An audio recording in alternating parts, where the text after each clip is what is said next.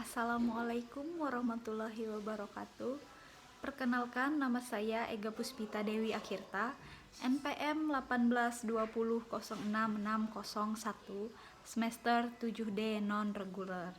Di sini saya akan memaparkan isi dari makalah tentang politik ekonomi kerakyatan. Definisi politik ekonomi kerakyatan. 1. Politik ekonomi. Politik ekonomi adalah ilmu sosial yang mempelajari produksi, perdagangan, dan hubungannya dengan hukum dan pemerintah. Ini adalah studi tentang bagaimana teori ekonomi mempengaruhi sistem sosial ekonomi yang berbeda seperti sosialisme dan komunisme, bersama dengan pembuatan dan implementasi kebijakan publik. Berbagai kelompok ekonomi menganut teori mereka sendiri tentang bagaimana ekonomi harus dikembangkan. Oleh karena itu, ekonomi politik adalah bidang kompleks yang mencakup berbagai kepentingan politik.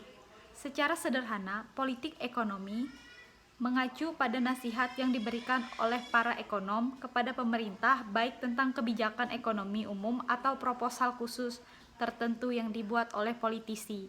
2.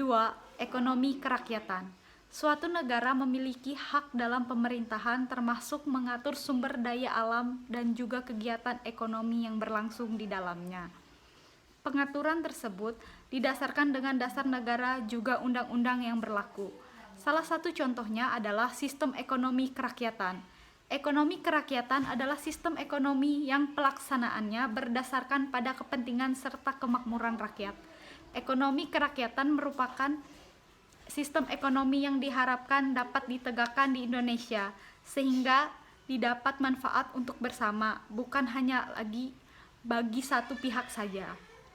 Dilansir dari Kementerian Pendidikan dan Kebudayaan Republik Indonesia, ekonomi kerakyatan mengatur agar produksi penting yang menguasai hidup orang banyak harus dikuasai oleh negara dan tidak jatuh ke tangan seseorang yang berkuasa, sehingga menyebabkan oligarki dan penindasan rakyat.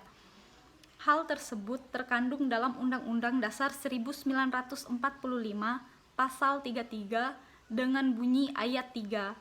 Bumi dan air dan kekayaan alam yang terkandung di dalamnya dikuasai oleh negara dan dipergunakan untuk sebesar-besarnya kemakmuran rakyat. Ayat 4. Perekonomian nasional diselenggarakan berdasarkan atas demokrasi ekonomi dengan prinsip kebersamaan, efisiensi, berkeadilan, berkelanjutan, berwawasan lingkungan, kemandirian, serta dengan menjaga keseimbangan, kemajuan, dan kesatuan ekonomi nasional. 3. Politik kerakyatan. Politik kerakyatan adalah kekuasaan atau kemampuan sekelompok organisasi yang berasal dari masyarakat dan kegunaannya atau kepentingannya juga untuk rakyat itu sendiri. B. Tujuan politik ekonomi. 1.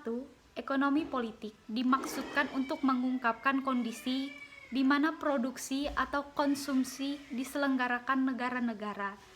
Adanya suatu politik memiliki tujuan agar kekuasaan yang ada di masyarakat maupun pemerintah diperoleh, dikelola, dan diterapkan sesuai dengan norma hukum.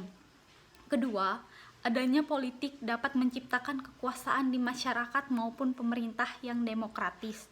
Ketiga, adanya politik dapat membantu terselenggaranya kekuasaan pemerintah dan masyarakat yang mengacu pada prinsip Negara Kesatuan Republik Indonesia. Yang keempat, politik bertujuan mensejahterakan seluruh masyarakat Indonesia. Yang kelima, melindungi hak-hak semua warga negara Indonesia dan menjamin terlaksananya kewajiban-kewajiban warga negara. Yang keenam, menjaga keamanan dan perdamaian negara. Yang ketujuh, menjaga kehidupan sosial yang seimbang untuk kemajuan bangsa. C. Ekonomi kerakyatan dalam negara Pancasila dan contohnya. Sistem ekonomi kerakyatan pertama kali dicetuskan oleh Bapak Proklamator kita, Dr. Andes Muhammad Hatta. Gagasan ini merupakan sebuah konsep politik dalam bidang perekonomian, di mana pusatnya adalah rakyat. Konvensi ILO atau International Labour Organization yang ke-169 pada tahun 1989 Lalu, mendefinisikan ekonomi kerakyatan sebagai sistem ekonomi tradisional yang menjadi pondasi bagi kehidupan masyarakat lokal dalam mempertahankan kehidupannya. Pengertian tersebut dikembangkan berdasarkan pada keterampilan dan pengetahuan masyarakat lokal dalam mengelola penghidupan serta lingkungannya. Sementara jika merujuk pada pasal 33 Undang-Undang Dasar 1945, ekonomi kerakyatan dimaknai sebagai sebuah sistem perekonomian yang bertujuan untuk merealisasikan kedaulatan rakyat dalam bidang ekonomi.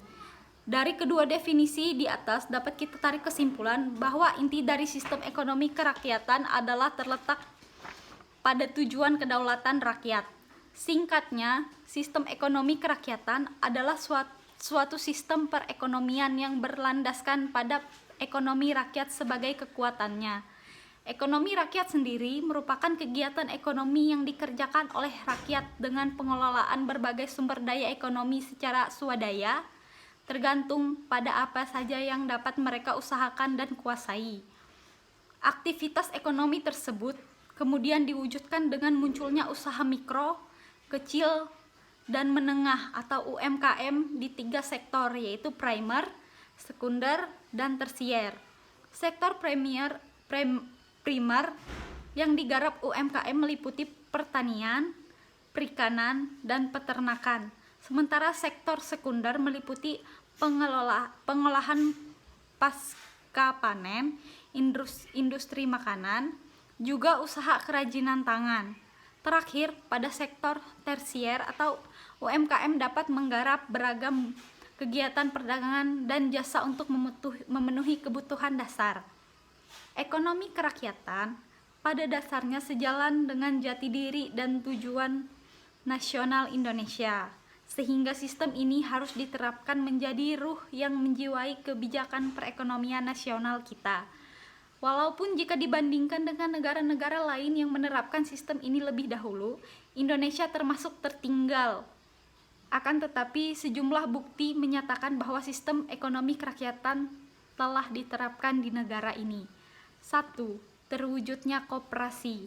Pendirian badan usaha ini merupakan upaya pengalaman pasal 33 ayat 1 Undang-Undang Dasar 1945, di mana koperasi memang terdiri atas asas kekeluargaan. Koperasi adalah salah satu contoh nyata penerapan sistem ekonomi kerakyatan di Indonesia. Keberadaan koperasi pun tak tergerus oleh digitalisasi.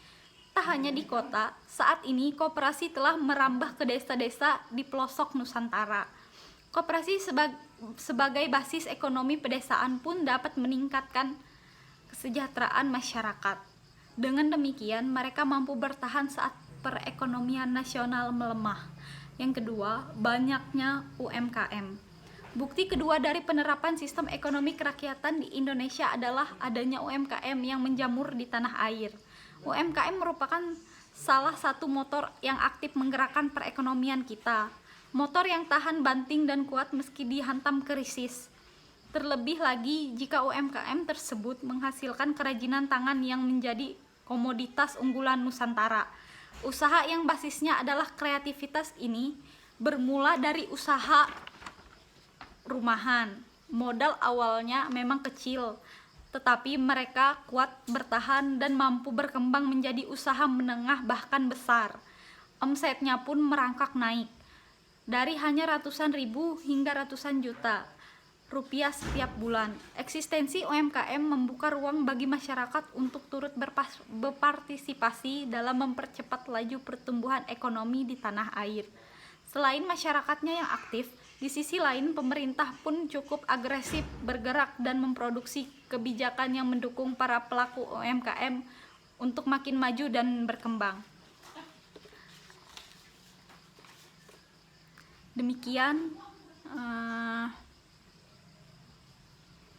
Demikian pemaparan makalah yang dapat saya sampaikan. Salah hilap dalam memaparkan, mohon maaf. Assalamualaikum warahmatullahi wabarakatuh.